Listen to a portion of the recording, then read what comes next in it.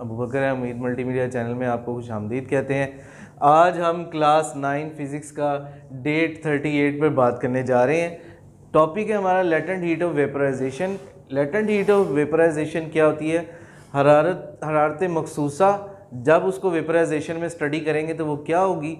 Quantity of heat, हरारत की वो मिकदार डेट इज़ रिक्वायर्ड जो ज़रूरत होती है to convert 1 kilogram of liquid, 1 kilogram जो है 1 kg या 1 लीटर जो है लिक्विड मौजूद हो आपको, उसको गैसियस हालत में यानी उसको जो है वेपर्स की हालत में कन्वर्ट करने के लिए जितनी हरारत की ज़रूरत होगी उसे हम लेटेंट हीट ऑफ वेपराइजेशन कहते हैं। इसका जो यूनिट है वो जॉल पर kg होता है और इसका जो फार्मूला है वो एच वी रिप्रेजेंट करता है हीट ऑफ वेपराइजेशन को। वो बराबर होता है डेल्टा क्यू वी यानी change in heat of vaporisation divided by mass of a liquid.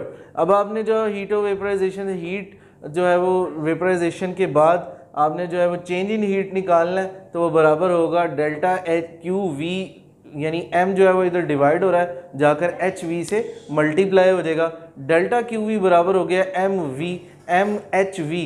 तो इस फार्मूले के तहत आप जो है वो लेटेंट हीट ऑफ वेपराइजेशन निकाल सकते हैं। इसके लिए हम एक तजर्बा पढ़ते हैं। आप एक बीकर लें, उसमें जो है वो कुछ बर्फ़ के जो है वो टुकड़े डालें और टुकड़े डालने के बाद जो है वो आप नीचे बर्नर जला दें।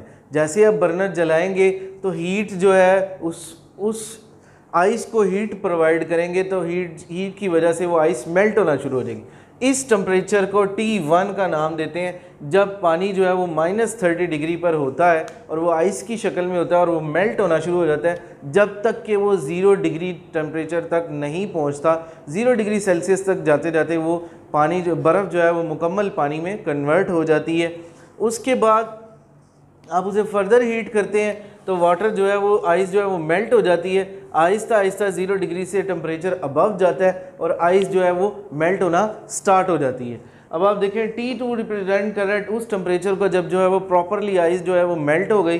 फिर जब थोड़ा और फर्दर हीट करते हैं तो आइस पूरी मेल्ट हो जाती है और वो सारा का सारा वाटर की शक्ल में इख्तियार हो जाता है। तो उस टेम्परेचर को हम T3 कहते हैं। यानी T1 वो वाला टेम्परेचर जब आइस मेल्ट होना स्टार्ट हुई, T2 वो वाला टेम्परेचर जब आइस जो है वो पानी में चेंज होना शुरू हो गई, फिर T3 वो वाला टेम्परेचर जिसमें आइस बिल्कुल नहीं है और टोटल वो पानी की शक्ल में कन्वर्ट हो गया।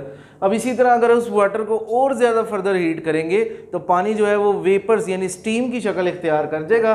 तो उस टेम्परेचर को हम T4 जो है वो कहेंगे। तो बार बार हम थर्मामीटर की मदद से जो है रीडिंग लेंगे। वो वाली रीडिंग जब वो आइस थी फिर उस तरह वाटर की शक्ल इख्तियार की, फिर फर्दर हमने उसको हीट किया, वो प्रॉपर वाटर की शक्ल में आइस से जो है वाटर में कन्वर्ट हो गई, फिर वो स्टीम की शक्ल में आई। तो इस तरह हमारे पास 4 टेम्परेचर आए। इस 4 टेम्परेचर का हमारे पास एक वक्त आएगा। वक्त को कैलकुलेट करके और आप इस फार्मूले में delta Q is equal to M H V के फार्मूले में उन वैल्यूज़ को पुट करेंगे। तो वैल्यूज़ पुट करने के बाद जो है वो आपके पास लेटेंट हीट ऑफ वेपराइजेशन आ जाएगी।